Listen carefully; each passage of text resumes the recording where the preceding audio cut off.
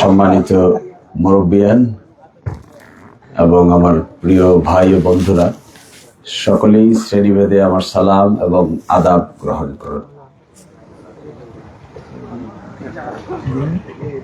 আমরা সবাই অবহেলিত অঞ্চলের মানুষ। আমাদের সকলেরই সমস্যা আছে। এক একজনের সমস্যা এক এক ধরনের, কিন্তু সমস্যা নাই এরকম কোনো লোক খুঁজে পাবেন না। যতই দেখি আমি ততই অবাক হই যে এত সমস্যা নিয়ে মানুষ বাঁচে কি করে। আজকে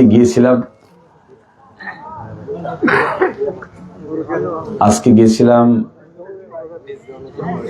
নিজগাঁও নতুন হাটি পরক্ষেত,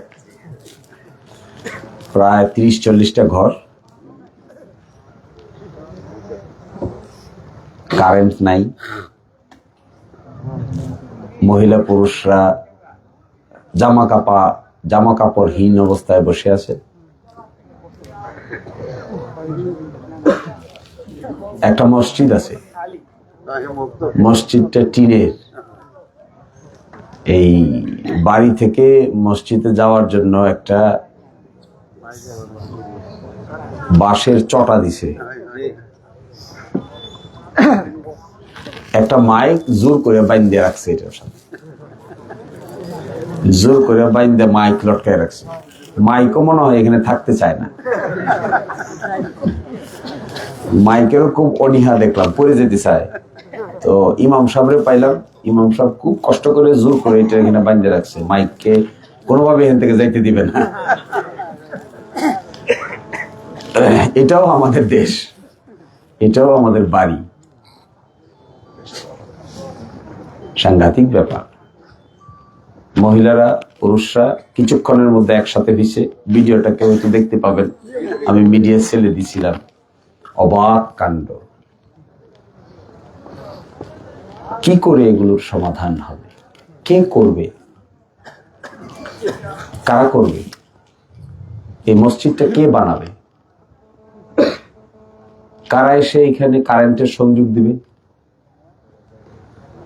কিভাবে দিবে? কোথা থেকে দিবে? দিতে গেলে কি করতে হবে? নাই নাই নাই নাই কপিবাতি জ্বালায় নাকি বাচ্চারা পড়ে। 2-4টা বাচ্চাকে ডাকে নিয়ে আসলাম, এরা আসলে পড়েও না। একজন মহিলা দৌড়ে এসে বললো একটা টিউবওয়েল আছে ওখানে, এই কাশের নাকি টিউবওয়েলটা ওখানে বসাই দিছে। বললো যে এখানে কোনো টিউবওয়েল নাই।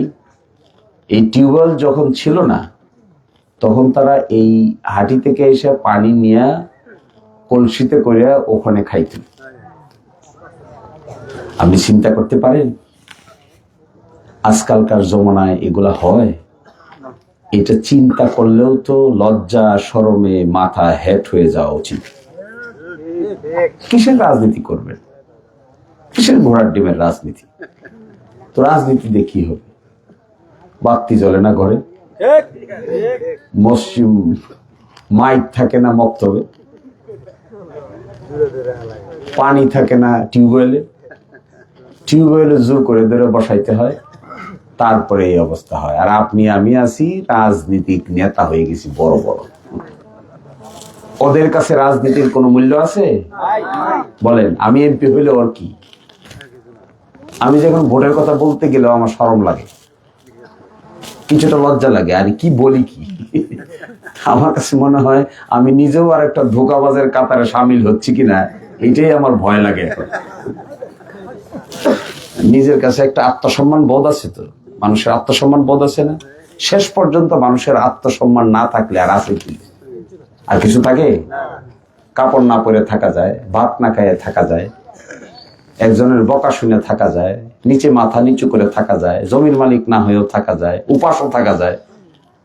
কিন্তু আত্মসম্মান না থাকলে কি আর বাঁচা যায়? তার মানুষই থাকে না। আচ্ছা বলেন, এদের সাথে এই গ্রাম, এখানে কিসের রাজনীতি হবে? কে করবে রাজনীতি? ওই নেতার কাম কি ওখানে? ওই নেতার কাজটা কি ওখানে? ওই নেতার কাজ ওখানে গিয়া তাদেরকে দিন রাত বানানি, রাত্রে দিন বানানি, আর হাম্বি তাম্বি করা, কার আইল ঠেলছে, কার আইলে এক কেরকের বেশি হয়েছে, কার আইলে এক কেরকের দিয়ে হয়েছে, শেষ পর্যন্ত আর ধোকাবাজি কইরা একটা টিউবওয়েলে দিতে পারে না, একটা কারেন্টের রাতও দিতে পারে না, একটা মক্তব্য বানায় দিতে পারে না, একটা মাইকের ব্যবস্থা করে দিতে পারে না। এই ধরনের রাজনীতি থাকার চাইতে না থাকাই সবচাইতে ভালো। এই গরিব মানুষকে ব্যবহার করতে গেলে লজ্জা লাগে না? লজ্জা লাগা উচিত না? যে মহিলা কাপড় পরতে পারে না তার আবার রাজনীতি কিসের? কিন্তু কাপড়ই পরতে পারছে না। 70 বছর বয়সের মহিলা, গায়ে একটা ব্লাউজ নেই। ওই হৃদয় নিংড়ানো ভাবে এটা দেখারও লোক নেই। আর আমি আর আপনি মাইক পাইলে গালি গালাস কইরা 14 গোষ্ঠী উদ্ধার করে দিচ্ছি। এই 14 গোষ্ঠী উদ্ধার করলেই কি, আর এই 14 গোষ্ঠী উদ্ধার না করলেই কি? এইরকম লোক দিরাই সাল্লায় হাজার হাজার আছে। আমি এরকম গ্রাম খুঁজে পাইছি যে গ্রামে কোনো 8 পাস লোক নাই। প্রথম আমার কাছে মনে হইতো আজ থেকে 1.5 বছর আগে দিরাইয়ের পূর্বাঞ্চল মনে হয় পশ্চিমাঞ্চলের চাইতে অনেক ভালো। তো পূর্বাঞ্চল যখন যাত্রা শুরু করলাম, এক গ্রাম থেকে আরেক গ্রামে যাই, কিছু কিছু গ্রাম আছে বিদেশি বিল্ডিং, বিদেশে থাকে, বাংলাদেশে বিল্ডিং বানায় তারা কেয়ারটেকারের মাধ্যমে চালায়। একটা গ্রামকে পূর্বাঞ্চলে খুঁজে পেলাম যে গ্রামের সকল লোককে ডেকে একসাথে বসে রাত 10টা 11টা 12টা পর্যন্ত আলোচনা করে একটা 8 পাস ছেলে সকলে মিলেও আমরা সেখানে খুঁজে পাইনি। পশ্চিমাঞ্চলে ভাটিপাড়া ইউনিয়নে গিয়ে আরেক গ্রাম পাইলাম যে গ্রামে 8 পাস জিজ্ঞাসা করার পরে মুরব্বী আমাকে উত্তর দিচ্ছে, বাবারে এখানে অত পড়াশোনা কখন করবে? মাছ ধরতে আর জাল বাইতে বাইতেই তো জীবনের কাম শেষ।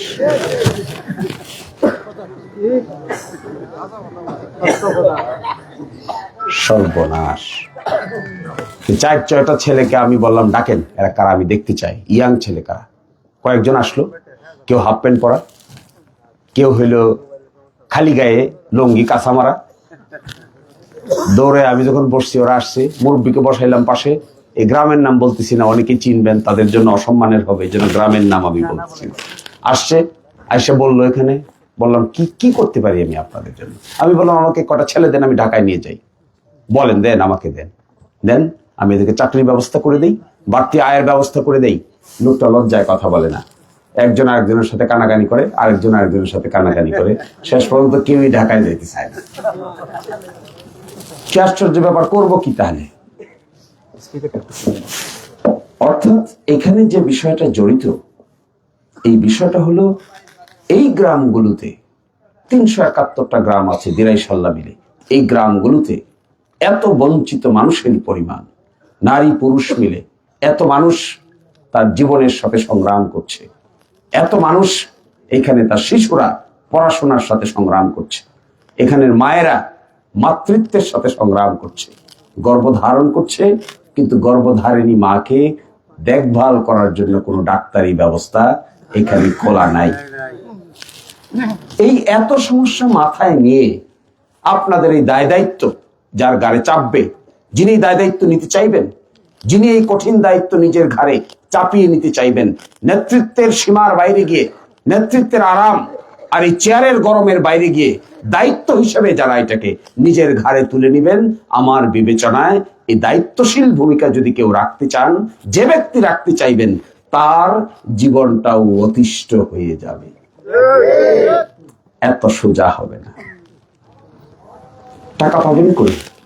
এই যে গ্রামের কথা বলে আসলাম, একটা গাইড ওয়াল দেওয়ার জন্য মহিলারা আমার পিছে পিছে পিছে পিছে আসছে, আমি অনেকটা চোরের মতোই পালাই আসছি। এই কথাটা শুনতে ভালো লাগে না।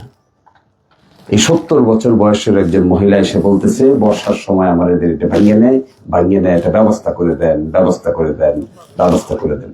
তো কি করে ব্যবস্থা করে দিব আমি? এটা কোথা থেকে করবো? এটা করলে তো 50 লাখ টাকা লাগবে। এই 50 লক্ষ টাকা আমি কোথা থেকে পাবো? একটা বুদ্ধি আছে, আপনি দেখবেন না, বুঝবেন না, ঘুম মেরে বসে থাকবেন আর নেতাগিরি দেখাইবেন আর বলবেন সবই করে দিব। যখনই কি মানুষ বলবে আপনি তো দেখেন নাই, আপনি তো বুঝেনও নাই, গ্রামেও তো আসেনও নাই, ওই গ্রামে জানো নাই, বিদ্যুৎ আছে কিনা জানেন না, মনে হবে সবই বুঝি দিরাই আর সাল্লার মতো টাউন দিরাই সাল্লা। আর যখনই আসবেন, যখনই দেখবেন, যখনই বুঝবেন, আর যদি ওইরকম ঘুমটি মারা নেতা হন, ভাব ধরে বসে থাকবেন, কথা কইবেন একের সাথে। কথা যদি না কন তাহলে তো জানারও দরকার নাই, বোঝারও দরকার নাই, করারও দরকার নেই। আর যেই কথা কইবেন, দেখবেন, আসবেন, মাথা তো খারাপ হবে। আমি হিসেব করে দেখেছি এই ভাটি বাংলায় সত্যিকার অর্থে মানুষের জীবন পরিবর্তন করতে গেলে হাজার হাজার কোটি টাকার ইনভেস্টমেন্ট, বিনিয়োগ করা ছাড়া ব্যক্তিগত কিংবা সরকারি অল্প কয়টা টাকা দিয়ে এই ভাটি অঞ্চলের মানুষের ভাগ্যের পরিবর্তন করা সম্ভব নয়। এই হাজার কোটি টাকা কোথা থেকে আসবে? এইটাই সবচেয়ে বড় প্রশ্ন। কে দিবে? কোথা থেকে আসবে? এটা টাকা তো কেউ জমা করে সরকারের ঘরে নিয়ে আমার আপনার জন্য বসে নাই। কে দরবার করবে আপনার জন্য? কে লেনদেন করবে আপনার জন্য? কে আপনার জন্য কান্না করবে? কে আপনার প্রজেক্ট তুলে ধরবে? সরকারের সঙ্গে চিৎকার করবে, আলোচনা করবে, কাটবে, একটা প্রজেক্ট বানাবে, আরেকটা প্রজেক্ট বানানোর পরে সরকার যখন বাধা দিবে, এটাকে কাটিয়ে সরকারের কথার উপরে আপনার কথার প্রাধান্য দিবে। যতক্ষণ পর্যন্ত এই ধরনের একজন লোক আমরা তৈরি করতে না পারবো, এই ধরনের কথার গুরুত্ব আছে যার, যার কাজের গুরুত্ব আছে, যার ব্যক্তিত্বের গুরুত্ব আছে, যার ব্যক্তিগত ক্যাপাসিটি আছে, এইরকম লোক ছাড়া এই ভাটি বাংলার মানুষের ভাগ্যের পরিবর্তন করা সম্ভব নয়। এটা বক্তৃতা দিলে আর খালি মুসাবিদা করে প্যান্ট শার্ট পরে বসে থাকলে কাজ হবে না। মুসাবিদা তো আপনার প্যান্ট আছে, শার্ট আছে, নিজগাঁও বাজারে গিয়ে ইস্ত্রি করে একটার ভিতরে আরেকটা পরে টাইট করে বেল্ট লাগায় বসে থাকবেন। তাতে কি নিজগাঁও থেকে সামারসর যাওয়া যাবে? টাইট করে বসে থাকেন, দেখি কয়দিন বসে থাকতে পারেন? থাকেন না বসে। যার দেখি দুইটা লোকের নিজগাঁও থেকে পাঠান সামারসর গাড়ি দৌড়াইয়া, এত সোজা ব্যাপার নয়। সো ভেরি ডিফিকাল্ট জব, খুব কষ্টের জব, খুব কষ্টকর কাজ। প্রশ্ন হলো, এটা যদি আপনারা আমার ঘরে তুলে দেন, এটাও আমার ভয় লাগে। কেন ভয় লাগে জানেন? একা একা বসলে আমার ভয় লাগে। আমি যে অট্টালিকার জীবন ছেড়ে এখানে মানুষের উপকার করতে আসলাম, শেষ পর্যন্ত যদি করতে না পারি, তখন মানুষ আমাকে কি বলবে? এই আত্মসমালোচনা বোধ আমাকে সাংঘাতিকভাবে আহত করে, সাংঘাতিকভাবে। তখন মাঝে মাঝে মনে হয় তাহলে তো এই দায়িত্বটা না নেওয়াই ভালো, এই পথে না আসাই ভালো। তখন মনে হয়, কারণ আমার কম্পন হয় এই কথা ভেবে যে যা ছিলাম তো ভালোই ছিলাম, যেখানে ছিলাম তো ভালোই ছিলাম, অট্টালিকায় থাকছি, বাংলাদেশের শ্রেষ্ঠ গাড়ি চড়ছি, পৃথিবীর বিখ্যাত বিখ্যাত জায়গায় গিয়ে মেহমান হিসেবে বক্তৃতা দিছি। ওখানে তো কেউ আমাকে জিজ্ঞাসা করে নাই যে আমার বাড়ির পাশের মক্তবের মাইক নাই কেন। ওখানে তো কেউ আমাকে জিজ্ঞাসা করে নাই। সকালবেলা উঠে বাড়িতে থাকলে সকালবেলা উঠে মহিলারা এসে জিজ্ঞাসা করে, আমার ডান পাটা প্যারালাইসিস হয়ে নষ্ট হয়ে গেছে, এটা কেমন করে ঠিক করে দেওয়া যায়, একটু ব্যবস্থা করে। ওই অট্টালিকায় ঢাকায় যখন থাকি, কেউ তো গিয়া তার ডান পা বাম পা আমাকে দেখায় না, দেখায়? এই যে দেখাচ্ছে, এখন আমি কি করবো? আমি কি ডাক্তার? আমি তো ডাক্তার না। আমি কি তার পা ঠিক করতে পারি? আমি অপারেশন করতে পারি? তাহলে প্রশ্ন হলো, অপারেশনের ব্যবস্থা কি করে করবো আমি? একজন দুইজন না তো, শত শত মানুষ, নারী পুরুষ বৃদ্ধ সন্তান শিশু, শত শত মানুষের ডাক্তারি প্রবলেম, শত শত মানুষের পিত্তথলিতে প্রবলেম, শত শত মানুষের প্যারালাইসিসের প্রবলেম, শত শত মানুষের স্ট্রোক হয়ে ব্রেইনের এক সাইড বন্ধ হয়ে গেছে, শত শত মানুষের, শত শত নারী পুরুষের না খেতে পেরে চিকিৎসা তো দূরের কথা, পা ফুলে গেছে, হাত ফুলে গেছে, হাঁটতে পারে না, চলতে পারে না, এত মানুষের দায়িত্ব আমি ঘাড়ে নিয়ে শেষ পর্যন্ত যদি আমি এটা সম্পন্ন করতে না পারি, এই ভয় আমাকে সাংঘাতিকভাবে প্রকম্পিত করে তোলে।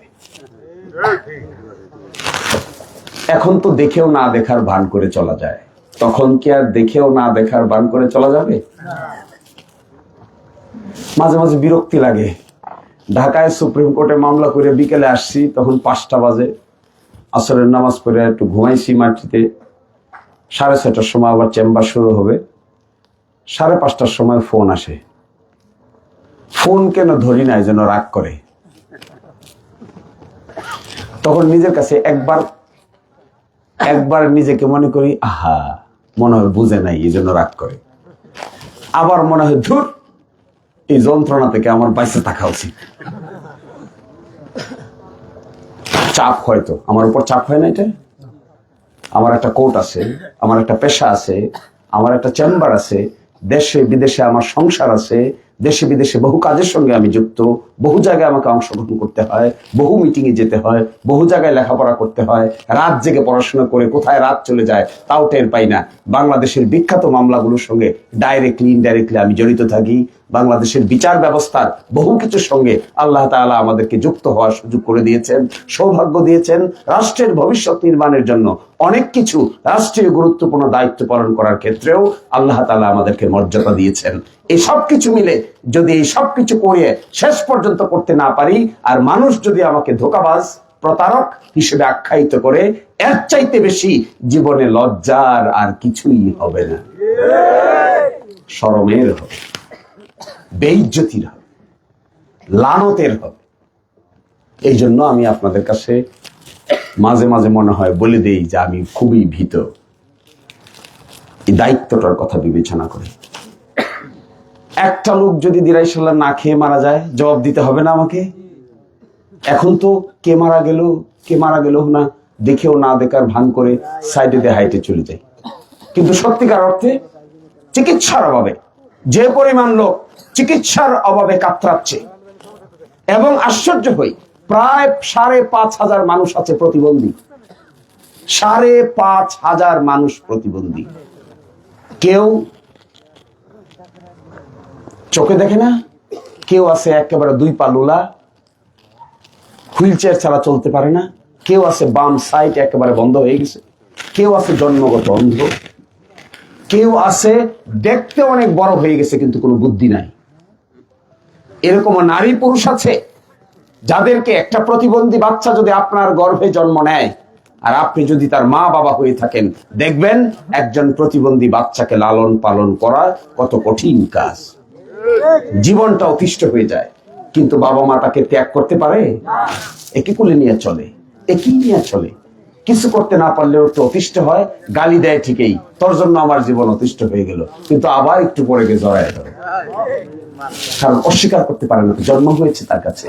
এই 5,500 প্রতিবন্ধী মানুষ, আপনারা যে আমাকে এমপির দায়িত্ব যদি দিয়ে দেন, তাহলে এই 5,500 প্রতিবন্ধী মানুষ তো দিলেই সাল্লাহ লোক।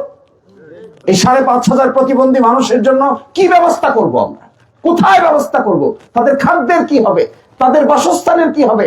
তাদের কাপড় চোপড়ের কি হবে? তাদের চিকিৎসার কি হবে? কে তাকে লালন পালন করবে? তার মাকে, তার বাবাকে কারা এই যন্ত্রণা থেকে মুক্তি দিবে? কোন দিন তারা এই ধরনের ব্যক্তিকে সুস্থ স্বাভাবিকভাবে জীবনযাপন করতে দিবে? যদি আমরা করতে না দিতে পারি, তাহলে এই ধরনের এমপি হয়ে মানুষের কল্যাণ করা সম্ভব হবে না। এটাও ভয়ের ব্যাপার, সাংঘাতিক ভয়ের ব্যাপার। আমি একজন লোকের সঙ্গে কথা বলেছিলাম যে আমার এলাকায় এরকম 5,500 প্রতিবন্ধী লোক আছে, কি করব আমি তাদের জন্য? একটা বিদেশি এনজিও আছে, আমি আমেরিকায় গিয়ে, ওরা আমার মক্কেল ছিল, ক্লায়েন্ট ছিল, তাদেরকে আমি বলেছিলাম যে আমার এলাকায় এরকম আছে, তোমরা কি করে প্রতিবন্ধী লোকদের ম্যানেজ করো? আমাদের এখানে যে শত শত লোক, আমরা তো কিছুই ম্যানেজ করতে পারি না, ব্যান্ডে রেখে দিই। ওই দিন গেছিলাম রফিনগর, একটা প্রতিবন্ধী বাচ্চাকে মা অতিষ্ঠ হয়ে পায়ের সাথে ঘরের পালা দিয়ে বাইন্দা রেখে দিয়েছি। আমি তো জিজ্ঞাসা করলাম, বাইন্দা রাখছেন কেন? ও টাইট করে বাঁধছে, তো পাটা মনে হয় জানি কাটে কেটে যাওয়ার মতো অবস্থা। তো মারাটাকে যেসব বাঁধছে করে, কি করবো, বাইন্দে যদি না রাখি তাহলে এই ঘরের যে হালুয়ার দেয়া নিচে নামে যায়, বাইন্দা রেখে দিছে। এটা দেখে কলিজার ভিতরে, হার্টের ভিতরে, মনের ভিতরে সাংঘাতিক রকমের একটা আবেগ অনুভূতির জন্ম হয়। একটা মানুষকে বেঁধে রেখে দেয়া। মানুষ তো এটা, মানুষ না এটা, একটা মানুষ তো প্রতিবন্ধী, সে বুঝে না, ক্ষমতা নাই, মুখে দিয়ে নুন পড়তেছে, মা তাকে বেঁধে রেখে দিছে তার পায়ের সাথে। কি করবে, অতিষ্ঠ হয়ে পারে না তো, মাকে কাজ করতে হয়, সংসার চালাইতে হয়, জ্বালানির ব্যবস্থা করতে হয়, চুলা চালাইতে হয়, হাজবেন্ডকে ম্যানেজ করতে হয়, আরো বাচ্চাদেরকে ম্যানেজ করতে হয়, আর একটাকে ম্যানেজ করতে না পারে টাইট করে বেঁধে দিচ্ছে তাকে। একটা পশুকেও আমরা এইভাবে ব্যবহার করি না। এটা মায়ের দোষ না, এটা মায়ের অপারগতার ফল। এই জায়গায় এসে আমি আপনি যদি সত্যিকার অর্থে, আমি খুব মনে মনে চিন্তা করি কি করব আমি এদের জন্য। ইনশাআল্লাহ আল্লাহ তাআলা যদি আমাদের সাথে থাকেন আর আপনাদের সমর্থনে সত্যিকার অর্থেই যদি এই বিজয়ের পার্টটুকু আমরা পার হতে পারি, আমি মনে মনে ভাবি আমি বিদেশি লোকদেরকে দাওয়াত দিব, এনজিওদেরকে দাওয়াত দিব, বিদেশি লোকদেরকে এখানে আনবো, এবং দিরাই এবং সাল্লার মাঝখানে হোক, কিংবা দিরাই শহরের আশেপাশে হোক, কিংবা ভাটি অঞ্চলের আশেপাশে হোক, এই প্রতিবন্ধী মানুষদের জন্য আমি একটা বড় ধরনের হাসপাতাল গড়ে তুলতে চাই। এখানে এরাই থাকবে, এদেরকে টেক কেয়ার করা হবে। মা এবং বাবার যারা প্রতিবন্ধী বাচ্চা থাকবে তারা নিজ উদ্যোগে তাদেরকে এখানে রেখে আসবে।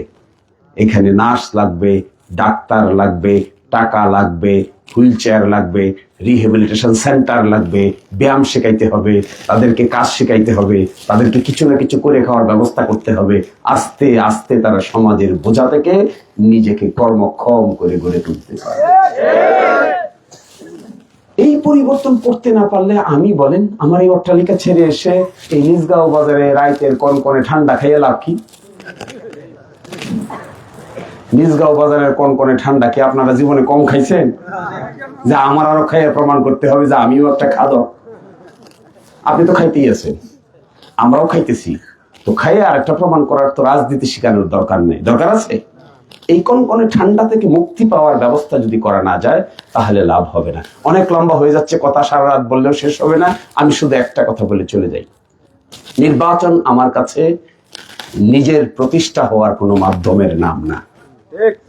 নির্বাচনটা আমার কাছে ব্যক্তিগতভাবে কোনো অর্জন, কোনো সম্পদ, কোনো সম্মান, কোনো টাকা, কোনো গাড়ি, কোনো বাড়ি, কোনো হাড়ি অর্জন করার জন্য নেতৃত্বের ক্যাটাগরিতে বসে আরাম কেদারায় গরম পাওয়ার জন্য নির্বাচিত হয়ে নেতা হওয়া আমার কোনো দরকার নাই। কথাটা স্পষ্ট মনে রাখবেন। একটা জিনিস দরকার, একটা সুযোগ দরকার, যে সুযোগের কারণে এই যে 5 লক্ষ লোক বসবাস করে, যারা প্রতিবন্ধী আছেন, যারা নারী আছেন, যারা পুরুষ আছেন, যারা হিন্দু আছেন, যারা মুসলমান আছেন, যারা মন্দিরের অভাবে ভোগেন, যারা মসজিদের অভাবে ভোগেন, যারা গির্জার অভাবে ভোগেন, যারা শ্মশানের অভাবে ভোগেন, কবরস্থানের অভাবে ভোগেন, একটা সুযোগ যদি আপনারা সবাই আমরা মিলে একবার একটা সুযোগ করে দেখেন, আমি চেষ্টা করব এই বাংলাদেশের ইতিহাসে যা কখনো হয় নাই, 50 বছরের ইতিহাসে বাংলাদেশে যা করা সম্ভব হয় নাই, একবার সুযোগ পেলে আপনাদেরকে সাথে নিয়ে দিরাই সাল্লাকে বাংলাদেশের মধ্যে একটা মডেল সংসদীয় আসনে পরিণত করে।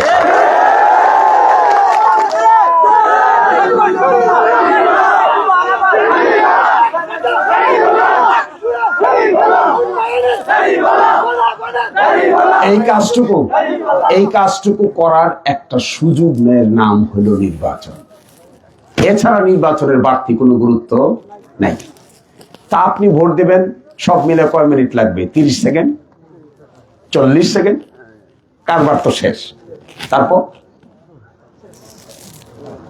কাজ যদি করতে না পারি, কাজ যদি আমরা করতে না পারি বা আমাদের কোনো প্রতিনিধি করতে না পারে, তাহলে শেষ পর্যন্ত কি নাই তো। ভোটের পরে বাংলাদেশের জনগণ হাটবারের জাম্বুরায় পরিণত হয়। তা কখনো ভেবেছেন? আজকে আমি আপনাদেরকে যা গুরুত্ব দিচ্ছি, ভোটের পরে যদি আমি আপনাদেরকে তা গুরুত্ব না দেই, তাহলে আপনাদের মনের ভিতরে কি প্রশ্ন জাগবে না? জাগবে। আরেকটা সুযোগ তৈরি করেন ভোটের পরে দিরাই সাল্লার ইউনিয়নে বাজারে এই দিরাই সাল্লার যত প্রশাসনিক লোক আছে যারা পুলিশের দায়িত্ব পালন করেন, প্রশাসনের দায়িত্ব পালন করেন, ইউএনের দায়িত্ব পালন করেন, প্রকল্প বাস্তবায়নকারী অফিসারের দায়িত্ব পালন করেন, বিভিন্ন অফিসের দায়িত্ব পালন করেন, এমপি সাহেবের দায়িত্ব পালন করবেন, যারা উপজেলা চেয়ারম্যানের দায়িত্ব পালন করবেন, ইউনিয়ন চেয়ারম্যানের দায়িত্ব পালন করবেন এবং যারা মেম্বারের দায়িত্ব পালন করবেন, সকলকেই ভোটের পরে আমি জনগণের সামনে দাঁড় করিয়ে জবাবদিহিতার সামনে দাঁড় করাতে চাই। আজকে এভাবে বসছেন না, ধরেন এখানে যদি ওসি থাকতো, টিওনো থাকতো, এমপি সাহেব থাকতো, চেয়ারম্যান থাকতো, মেম্বার থাকতো, সবাই গুল করে বসতো, আর আপনি হাত তুলে প্রশ্ন করতেন যে আমার এই কাজ করে দেওয়ার কথা ছিল, টিওনো সাহেব 3 দিন গিয়ে ঘুরে আসলাম, কামটা তো করে দিলেন না, আরো বরং আপনার অফিসের একজন পিওন আরো 2000 টাকা চাইছে, কেন চাইছে জবাব দেন। তাতে কি জনগণের ক্ষমতা বাড়তো না কমতো? জনগণ যে নির্বাচনের পরে হাটবারের জাম্বুরা হয়ে যায়, কারণ কি? জনগণের প্রশ্ন উত্তরের কোনো সুযোগ নাই। সুযোগ করেন, আমরা করি সেই সুযোগ। আসুক, মুখোমুখি হই, জবাবদিহিতা আসুক, করাপশন দূর হোক, দুর্নীতি দূর হোক, দুর্নীতি দূর হয়ে কেউ যদি দুর্নীতি করে আমার আপনার সামনে সে মুখোমুখি হোক, উত্তর দেখ কোন অফিসে কত টাকা কিভাবে কার কাছ থেকে দুর্নীতি হিসেবে ব্যবহৃত হচ্ছে তার সুস্পষ্ট প্রমাণ দেওয়ার জন্য জনগণ এবং অফিসার, জনগণ এবং সরকার, জনগণ এবং প্রতিনিধি মুখোমুখি হলে পরে এটাই হবে গণতন্ত্রের জন্য বাংলাদেশে সর্বোচ্চ নমুনা। এই নমুনাগুলো করার জন্য সুযোগ করে দেন। আমি আগেও বলেছিলাম যে আমি নির্বাচিত হলে সরকারের কোনো সুযোগ সুবিধা আমি কোনোদিনই নেব না। আমি এক্সপেক্ট করব অন্যান্যরা যারা আছেন রাজনীতি করতে চান, এমপি পদে দাঁড়াতে চান, তারা বলুক প্রকাশ্যে পাবলিকের সামনে যে আমরা নির্বাচিত হলেও সরকারের কোনো সুযোগ সুবিধা নিব না, বলুক না। বলতে কে এই কথাটা বলতে অসুবিধা কোথায়? এই কথাটা বলতে অসুবিধা কোথায়? এই কথাটা বলতে অসুবিধা হলো ওখানে ওই কাঁচায় না নোয়ালে বাস আর পাকলে করে ঠাস ঠাস, এই জন্যই বলতে পারে না। সত্যিকার অর্থে জনগণকে সার্ভিস দিতে গেলে আপনি টাকা নিচ্ছেন কেন? সরকার কেন নিচ্ছেন? নিচ্ছেন কারণ আপনার ব্যক্তিগত কোনো আয় ইনকাম নাই, নিতে হচ্ছে আপনি রাজনীতিকে আয় ইনকামের একমাত্র রাস্তা বানিয়েছেন। রাজনীতি এমন একটা জিনিস বানিয়েছেন যেখানে বিনা পুঞ্জে লাভ করা যায়। রাজনীতিকে এমন এক হাতিয়ার বানিয়েছেন যেখানে ব্যক্তিগত আয় না থাকলেও, ব্যক্তিগত ব্যাংক ব্যালেন্স না থাকলেও, হালাল রুটি রোজগারের ব্যবস্থা না থাকা সত্ত্বেও রাজার হালতে জীবনযাপন করা যায়, কারণ আপনি বড় চেয়ারে বসে আছেন।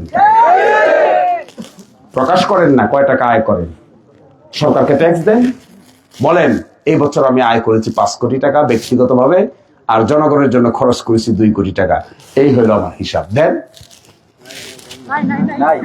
পারে না কেন? আপনারা এই সুযোগটা ওপেন করেন। শুধু আগামী 12 তারিখে দিরাইশুল্লাহ যে নির্বাচন হবে, এটা শুধুমাত্র একজন এমপি নির্বাচিত করার নির্বাচন না। যে নির্বাচন হবে, এই নির্বাচনের মাধ্যমে ঠিক হবে সারা বাংলাদেশে গণতন্ত্র এবং রাজনীতির এক জ্বলন্ত মডেল উপস্থাপন করা হবে। এই মডেলটা উপস্থাপন করার জন্য আপনাদের সহযোগিতা দরকার।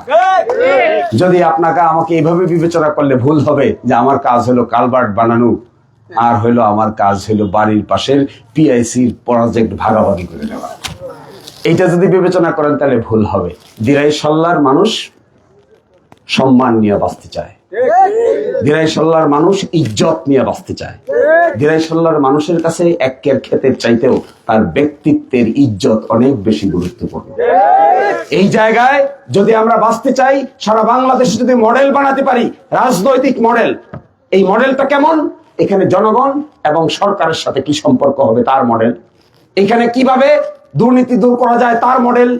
এরকম মডেল হবে যে মডেলটা উন্নয়নের মডেল। এরকম মডেল হবে কিভাবে প্রতিবন্ধী লোকদেরকে লালন পালন করতে হয় তার মডেল। এরকম মডেল হবে যে মডেলে ছাত্রদেরকে কিভাবে লেখাপড়ার ব্যবস্থা করতে হয় তার মডেল, কিভাবে মসজিদগুলোকে সাজাতে হয় তার মডেল, কিভাবে মন্দিরগুলোকে সাজাতে হয় তার মডেল, কিভাবে রাস্তাঘাটকে সাজাতে হয় তার মডেল। এই মডেল যদি আমরা উপস্থাপন করতে পারি, এমন হতে পারে দিরাইশুল্লাহটাই হবে বাংলাদেশের আদর্শিক সংসদ সদস্যদের জন্য উপস্থাপন করার ক্ষেত্রে সবচাইতে জ্বলন্ত উদাহরণ। মানুষ দেখতে আসবে এখানে, আচ্ছা বলবে, আচ্ছা এই হাওরের মধ্যে প্রতিবন্ধী লালন পালনের ব্যবস্থা কিভাবে করলে? আপনারা চান না মানুষ দেখতে আসো? মানুষ দেখতে আসবে এখানে। কি দেখতে আসবে জানেন? আরে এত বড় সাহারা, এত বড় চরের বিল, এত বড় বারবন, এত বড় নাইন্দা বিল, এত বড় আরতলা বিল, এগুলো সবের উপর দিয়ে রাস্তা বানাইল কি করে? এইটা দেখতে আসলে আপনি খুশি হবেন না বেজার হবেন? মডেলটা বানাইতে দেন। আর লম্বা কাহিনী বলে লাভ নাই। সবাই ভালো থাকবেন, আমাদের জন্য দোয়া করবেন।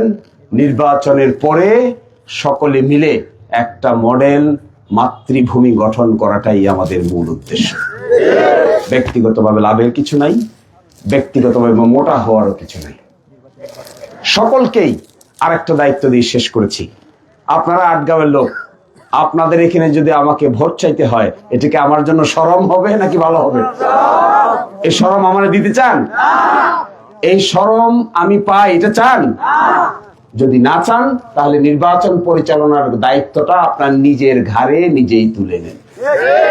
পারবেন নির্বাচন পরিচালনা করতে? নির্বাচন পরিচালনা করার জন্য আটগাঁও, নিজগাঁও, বরগাঁও, ইয়ারাবাজ, বাজারকান্দি, মির্জাপুর, তারপরে সোনাখানী, মির্জাপুর, রাউতলা, এই সমস্ত জায়গায় আমি আর আসতে চাই না। আমি না আসলে আপনারা নিজেরাই পারবেন। ধরে নেন নির্বাচনে আপনিও একজন প্রার্থী, আমিও একজন প্রার্থী। ধরে নেবেন এটা? আজকে থেকে শিশির মনির একা প্রার্থী না। এই আটগাঁও, নিজগাঁও, বরগাঁও, ইয়ারাবাজ, বাজারকান্দি, একেবারে মির্জাপুর থেকে শুরু করে, সোনাকানী থেকে শুরু করে রাউতলা পর্যন্ত প্রতিটা গ্রামের আমাদেরকে যারা সমর্থন করবেন, প্রতিজনেই এক একজন প্রার্থীর দায়িত্ব পালন করবেন। শেষ পর্যন্ত কারো দিকে তাকাবেন না। কেউ আপনাকে কিছু বলে নাই তাই বসে থাকবেন না, কেউ আপনাকে ডাকে নাই তাই বসে থাকবেন না। আপনি নিজেই একজন স্বয়ংক্রিয় কর্মীতে নিজেকে রূপান্তর করবেন। এইরকম একটা পরিবেশ তৈরি করতে পারলে, আমি যে মডেলের কথা বলছি, এই কমিটমেন্টটা দিয়ে যাচ্ছি যে মডেল দিরাই সাল্লার কথা আমি বলছি, আপনারা যদি দায়িত্বটা ঘাড়ে তুলে নিতে পারেন নির্বাচন পর্যন্ত, নির্বাচনের পরে এরকম একটা মডেল সংসদীয় আসন বানানোর জন্য যা যা করা দরকার, যেখানে যাওয়া দরকার, যা যা ত্যাগ করা দরকার, যা যা স্যাক্রিফাইস করা দরকার, ব্যক্তিগত জীবনে যা যা পরিত্যাগ করা দরকার, সব পরিত্যাগ করে হলেও আমি এরকম একটা মডেল সংসদীয় আসনের দায়িত্ব আমার নিজের ঘাড়ে তুলে নিই। এর আগের দায়িত্বটা আপনারা তুলে নিন। এর আগের দায়িত্ব আপনারা তুলে নিচ্ছেন? হিন্দু মুসলমান নির্বিশেষে ভাই ভাইয়ের মতো ঘাড়ে ধরে, গলায় ধরে, গলাগলি করে তুলে নেবেন। আমরা একদিকে যেমন মসজিদ মাদ্রাসাগুলোকে আধুনিক করে গড়ে তুলতে চাই, ইমাম সাহেবদের বেতনও আমরা চাই সরকারিভাবে একটা মানসম্মত উপায়ে ইমাম এবং মুয়াজ্জিনদের বেতনের ব্যবস্থা করা হোক। একই সাথে যারা মন্দির পরিচালনা করেন, পুরোহিত আছেন, তাদের কি জীবন চলতে হবে না? তাদের কি মাস শেষে টাকা দরকার নাই? কোথা থেকে পাবে তারা টাকা? আমরা এটাও চাই সরকারিভাবে মন্দির যারা চালাচ্ছেন, পেগোডা যারা চালাচ্ছেন, গির্জা যারা চালাচ্ছেন, তাদেরকেও সরকারের পক্ষ থেকে একটা সম্মানজনক ভাতার ব্যবস্থা করা হোক। এই মডেলও দিরাই সাল্লায় গড়ে তোলার চেষ্টা করব। সরকার যদি ফান্ড নাও দিতে চায়, আমি বিদেশি এনজিওদেরকে ভাড়া করব, বিদেশি এনজিওদেরকে আনবো, যারা ইন্টারফেথ ডায়ালগ করে তাদেরকে আনবো। আমেরিকান প্রতিষ্ঠান আছে, তাদেরকে আমি ইনভাইট করব, এখানে আসবে। মসজিদের ইমাম, মুয়াজ্জিন, মন্দিরের পুরোহিত সকলকে নিয়ে বসবে এবং এই সমস্ত বিষয়ে যে কাজগুলো তাদের করা দরকার, তাদেরকে যে ভাতা, তাদের যে ব্যক্তিত্ব সম্পন্ন মানুষ হিসেবে যে কত টাকা বেসিক নিড, যেটা না পাইলে তারা চলতে পারে না, এই বিষয়গুলো নিয়ে আমরা আলোচনা করব, কাজ করব। আমার ধারণা এই ধর্মীয় সম্প্রীতির ব্যাপারেও দিরাই সাল্লাহ একটা নতুন মডেল স্থাপিত হতে পারে। সকলেই ভালো থাকবেন, আমাদের জন্য দোয়া করবেন। আমাদের ভুল হলে এগুলো ক্ষমা সুন্দর দৃষ্টিতে দেখবেন। আমার বয়স তো কম, আমি আপনাদের অনেকের সন্তানের চাইতেও বয়সে কম হব, আমার যা ধারণা আর কি। তো এই জন্য আমার কথায় কাজে কেউ যদি বিরক্ত হন, দয়া করে আমাদেরকে মাফ করে দিবেন। আর লাস্ট কথা বলছি, এইবারকার নির্বাচন বাংলাদেশের ইতিহাসের সবচাইতে স্বচ্ছ নির্বাচন অনুষ্ঠিত হবে। এইখানে সেন্টার দখল করো, কেউ কাউকে ধমক দাও, কেউ কাউকে জোর জবরদস্তি করো, অমুকরে ভয় দেখাও, তমুকরে ওই দেখাও, এগুলার কোনো জায়গা এইবারকার নির্বাচনে কারো পক্ষেই করা সম্ভব না। মনটাকে শক্ত করবেন। যদি কেউ সত্যিকার অর্থে এরকম ভয়ভীতি দেখায়, ধরে নেবেন এটা ওই ব্যক্তির ব্যক্তিগত ইচ্ছা, এখার সাথে প্রশাসনের কোনো যোগাযোগ নাই। এটা মাথায় ধরে রাখবেন। ধরে রেখে এই খালি বলি, ফাঁকা বলি, ফাঁকা বন্দুকের আওয়াজ, আর ফাঁকা টুনটুনানি, আর ফাঁকা বেল বাজানি, আর ফাঁকা ডুগ্গি বাজানি, এই ডুগ্গি যারা বাজাবে ধরে নিবেন তাদের অন্তরের ভিতরে কিছু নাই, ডুগ্গি বাজানো ছাড়া আর কোনো রাস্তা খোলা নাই।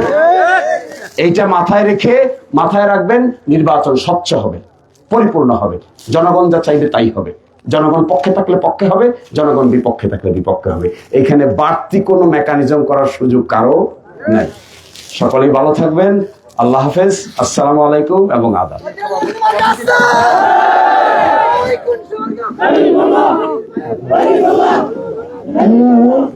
সম্মানিত